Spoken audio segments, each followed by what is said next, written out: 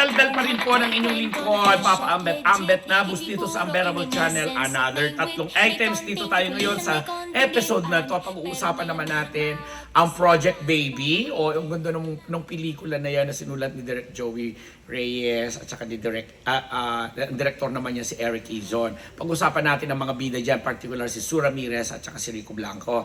And then, may chika pa rin kami sa inyo kung ano na nga ba talaga ang nangyari sa pagkakapostpone o pagkakakansela ng supposedly concert ng Cup of Joe ngayong katapusan ng May, supposedly sa Davao City. Tapos nang dahil doon sa post or sa pagpuna ni kaibigan, classmate Wency Cornejo doon sa parang pag-alpusta nung lead vocalist nitong Cup of Joe, biglang nawala na silang date at parang hindi na matutuloy or something. And of course, pag-usapan din natin ang pag-goodbye ng as if ang love team na minamahal din natin at naging malaking bahagi ng Unbearable Channel, ang KD Lex. O kaya mga ka-Unbearable, huwag nyo kaming iiwanan dahil tatlong items na mga mahalaga at juicy at na pagkalap-kalap namin dito lamang sa Unbearable Channel. Again, maraming salamat sa ating mga sponsors, lalong-lalo na sa Ideal Vision, Dr. Jessica D. Suot-suot ko na ang napakagandang salamin o di ba bumagay sa ating retina test. Ideal Vision, kahit sa ang branch po yan all over the Philippines, marami dyan. Pero ako talagang lagi kong sinasadya bukod dito sa malapit sa amin na SM Masinag, dito sa may Antipolo, doon sa SM Mega Mall dahil malapit lang sila sa Green Hills. Sa Faces and Curves naman na nangangalaga sa ating mga skin and everything. Tingnan mo, magsi-60 na ang inyong lola pero lola pa rin. And of course, kay Dr. Pong Magtibay ng Ideal ng One Dental Place o Dr. Jess Solis at Dr. Jess Sheila, no, not Sheila, but Ara, Solis, ng Gorgeous Smile. Hindi na kasi ako nagpupunta ng Gorgeous Smile, but still, kaibigan natin yan. And of course, si Mama Shea Cabal Revilla, si Papa Strike Revilla sa Bacoor, at ang MWell Philippines, at ang Simas, mga kapamilya ko sa Simas. Ay, naku, namimiss ko na kayo dahil itong summer, supposedly, yung trip natin sa Cebu para sa ating mga cleanliness ng mga beaches, hindi na naman natuloy, magtatag-ulan na naman. At lahat ng mga ka-18 at kamahalima, ayan, ang ganda-ganda ng episode natin dyan. Magkakaroon tayo ng separate episode tungkol sa mga reaction ninyo. And of course, sa lahat ng mga Urago, Luzon, Visayas, Mindanao, and yung mga nasa abroad, Diyos marahay na aldaw sa Indogabos. Eto na tayo! Unang Project Baby! Na-showing na po yan sa inyong mga sinihan ngayong June 11 mula sa Regal Entertainment na pinangungunahan nga ni Sue Ramirez. At for the very first time, ang leading man na talagang lead role, si Rico Blanco, ang iconic and talagang music icon na siya mula sa ano mga banda ni Rico Blanco? Ay nako, ano ba yan si Don Junga ang nasa isip ko parokya ni Edgar pero hindi. River Hindi naman River Maya. River Maya? Ay, Hindi. ano ba si Rico Blanco? Sige, gusto marinig ang boses mo. English. English ba? Hindi. Dali lang po. Yan, yung pinagtatawanan na naman ako kasi nagkaroon na naman ako ng mental block. Rico Blanco ng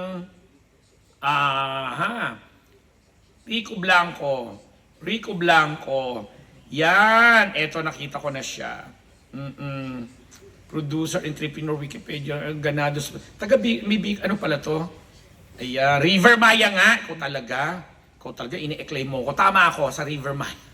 Anyway, nung makapanayam natin siya sa isang grand media con, although wala na siya sa River Maya, sumikat siya doon sa mga kanta niya.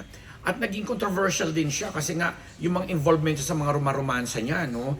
Ang pinakahuli nga si Maris Racal na ang tapang niya, inamin talaga niya na yung mga previous relationships niya, syempre di na tayo lalalayo sa pinakahuli si Maris Racal, iniiyakan pala talaga niya yung mga nagiging breakup niya. Kasi sabi niya, syempre normal lang siya bilang tao, and although nasa 50s na rin siya, happy siya, nabigyan siya ng oportunidad at pagkakataon ng Regal Entertainment na kunin siyang leading man ni Sue Ramirez para dito nga sa Project Baby na napakasimple lang ng kwento kasi very timely, napapanahon, relevant ang mga kwento ngayon kasi pag ang mga babae nga naman trentahin na at kasi may biological clock tayong tinatawag, yung chances na magkaroon ka ng maayos na pagbubuntis at panganganak, parang nagiging slim, lumiliit na lang. Kaya yun ang tinakbo ng movie na bilang isang matagumpay na executive, advertising executive ang role ni Sue, parang naghanap siya ng sperm donor na mag-fertilize sa kanya. Yung premise ng kwento na sinulat ni Direk Joey Reyes at sa direction ni Eric Quezon. Tapos, natipuhan niya dito of all the male parang hopefuls or male prospects niya, yung karakter ni Rico Blanco yung nagswak doon sa requirement na maganda ang background, stable, lalaki, tapos walang history namang masyadong may sakit yung genetics ng pamilya, etc. etc. May mga ganun. Kaya lang, syempre, movie ito, in the course of the story, nagka-inlaban, may something like that. At yun, isosolve ng problema. Pero sa totoong buhay daw, itong si Sue, sabi niya, ready na siya. Dahil sa totoong buhay, 30 na din siya. So sabi niya, I am ready. And kung si Dominic Roque naman ang magiging future niya na mabibigay ng mga anak sa kanya, why not? But now, hindi daw nila masyadong nadidiscuss ito. Pero sabi niya, definitely, Dom will make a very good father, sabi nga ni Sue. So, sabi niya, nakakatawa nga si Sudel, ang tapang-tapang na sinabi niya, dahil tarantahin na siya at baka mahuli na din siya sa sinasabing biyahe, sabi niya kailangan na daw niyang kumilos at gumalaw-galaw. Dahil gusto na rin daw niya talaga magkaroon ng sariling anak niya.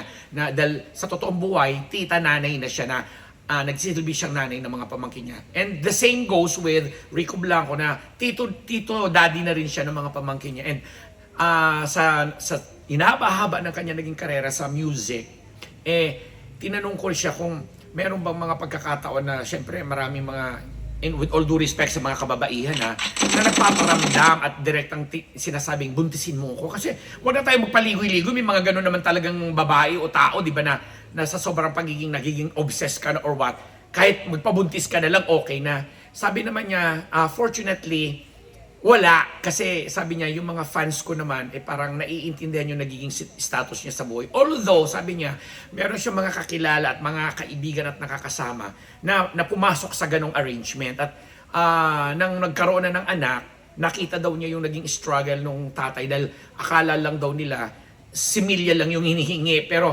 yun na nga, at the end, nakita na yung bata, nagkaroon na ng attachment, nagkaroon ng involvement. But, ang nangyari nga, since yung babae siguro ay talagang determinado na anak lang yung gusto niyang palakihin, inihiwalay doon sa kaibigan niya. Kaya nakita daw niya yung pagsasuffer ng lalaki na yung want niya, desire niya na maging parte ng pamilya, inilayo sa kanya. Kaya sabi niya, ang hirap. Kaya sana daw, kung may future, nakikita pa rin niya ang sarili niya na magpapakasal, i-involve sa babae at magiging daddy. Pero sa mga panahon na to, gusto lang niya one at a time ang mga ginagawa niya. Kasi kagagaling nga lang naman niya sa isang hindi birong breakup with Marisa Racal na sabi niya hindi sapat ang love, hindi rin sapat ang age gap niyo ay malaki dahil kailangan daw talaga more than love yung kung paano niyong inaalagaan, nirespeto at pinahalagahan ang mga gawain ng isa't isa. Ganun siya naging ka-emosyonal at komedyante din si Rico Blanco, in fairness nakakaloka din siya, no? But anyway, showing na yan ngayong June 11 sa mga sinihan, Project Baby, kasama din nila yan ang napakagandang si Miss Alice D na hindi ko nakita, na miss ko, ang kaibigan nating si Alex Calleja, at marami pang iba. Si Yasser Mata, nandun din, at marami pa ilang. Sa direction po ito ni Eric Quezon. Ano yung pangalawang item ko? May Sue Ramirez ako, at saka ano sinabi ko kanina? Yung KD Lex na nakakalungkot mga fans dahil nung nakaraang 2 months ago, ng mga nakaraang 2 buwan, binalita pa natin dito na very much intact and very much together pa rin ang KD Lex sa kanilang samahan. But ito na nga, sa or first week or second week ng May, nag-anunsyo na, nagbigay na ng official statement yung mga KD Lex International Group, sa pahintulot na rin ni Alexa Ilacad na yun na nga formal na nilang binibigyan din ng tuldo kagaya ng mga ibang love teams na naghiwalay at ang latest nga supposedly doon sa 3 magagaling, Liz Ken, Katniel at Jadine, sinundan yun ng Donnie Pangalinan at saka ni Bell, yung Don Bell. At ito na nga sumunod yung KD Lex, si Alexa Ilacad at saka naman si KD Estrada na yun na. Although hindi nagbigay ng anumang pahayag si KD, si Alexa nagbigay siya ng kanyang statement at pinasasalamatan niya ang mga darlings o katawagin niya doon sa mga supporters ng mga KD Lex na sa pagsuporta at pagbibigay ng pagmamahal, respeto sa naging tandem nila. And yun na nga, parang susubukan din nila na magkaroon ng mga sari-sariling ng path, 'di ba? Dahil ang huli nilang ginawa yung Pira-Pirasong Pangarap, Pira-Pirasong Paraiso sa TV5. And after that, wala na, nagkaroon sila ng stage play na supposedly may movie nga dapat silang gagawin na napunta nga yata sa ibang tandem, hindi ko na lang sasabihin kung kaninong tandem. Tapos eto na siya, habang si KD ay busy sa kanyang hosting chores dito sa Wise Peak kasama sina Baby Elijah Canla, sina River Joseph, si Ralph De Leon, at si ang anak ni Mikey Cuangco, Jaworski, at marami pang iba. Ang husay-husay din ni KD. Tapos habang si Alexa naman, ang baby ko rin naman na si Jello Rivera, yung parang may series silang ginagawa na although may mga bashing tayong nababasa na hindi bagay, kesyo ganito. Pero still, bigyan natin ng pagkakataon kasi si Jello talaga namang yung hubog, ibang dati naman talaga. Tsaka may sarili din siyang following. And hindi natin naman mako-question. Ang husay din naman at galing ni Alexa Ilacad na para nga sa atin, siya ang dapat na tinanghal na grand winner dun sa Your Face Sounds Familiar. But anyway, that's beside the point. Ang pinag-uusapan natin ngayon, natanggap na nila at nagpasalamat sila sa kanilang mga darlings sa suporta at pag-aaruga at pagmamahal na binigay nila sa KD Lex. O diba? And what was, the last item? Tatlo to, ano ka ba dun? Baka may i-recall ko. Hindi ko na maalala. Kasi yung listahan ko, nawala na ako.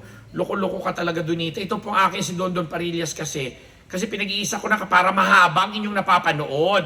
Dahil may mga, Cup of Joe at saka si Wency Cornejo. Kasi yung Cup of Joe, kilala na banda from Baguio, talagang award-winning, ang husay-husay, ang galing-galing. Sila ngayon ang isa sa mga pinakasikat na grupo sa Pilipinas. Dapat ay meron silang show sa Davao. Ang problema, yung lead vocalist nila, na nakalimutan ko ang pangalan, nag-post yata na may game siya nag-online game siya, tapos parang mayroong yung mga zombie doon na sa game na yon, parang nagpapasaklolo or something. Parang basta-basta na-connect niya na tapos parang nasaktan yung mga DDS na tinatawag. Again, sorry with all due respect. Nasaktan na parang inaalipusta mo or kinakantsawan or basta may ganung himig na nagkomento itong si Wency Cornejo na parang sinasabi niyang, sino ba ang producer nitong show na to sa Davao at mukhang at this early hindi nakikita, lalangawin kasi tingnan mo naman ang ugali. Biro mo, Davao City yung pupuntahan na kung saan kilalang Duterte country, kumbaga. Tapos gaganunin mo yung mga supporters. Tapos, before we knew it, supposedly ngayong noong katapusan ng May ito, biglang nag-anunsyo na cancel. Actually, hindi cancel ang sinabi, postpone. Pero hindi sinabi kung kailan itutuloy kasi ang alam natin ngayong May or early June magkakaroon ng big show sa pinakamalaking arena sa Philippines, diyan sa Bulacan, itong Cup of Joe. Tapos after that, September na yata sila sa ibang part, sa Jensen or what. Pero hindi na-mention kahit kailan yung Davao kasi nga parang lumalabas dahil dito sa post na to ng lead vocalist ng Cup of Joe, hindi sila, mga anti-Duterte sila, sabihin na natin ganun in general. Kasi ngayon talaga, lahat ng mga tao invested sa mga nangyayari sa gobyerno, sa politika. Kita mo kahit si Wency Cornejo nga na kilalang pro-Duterte.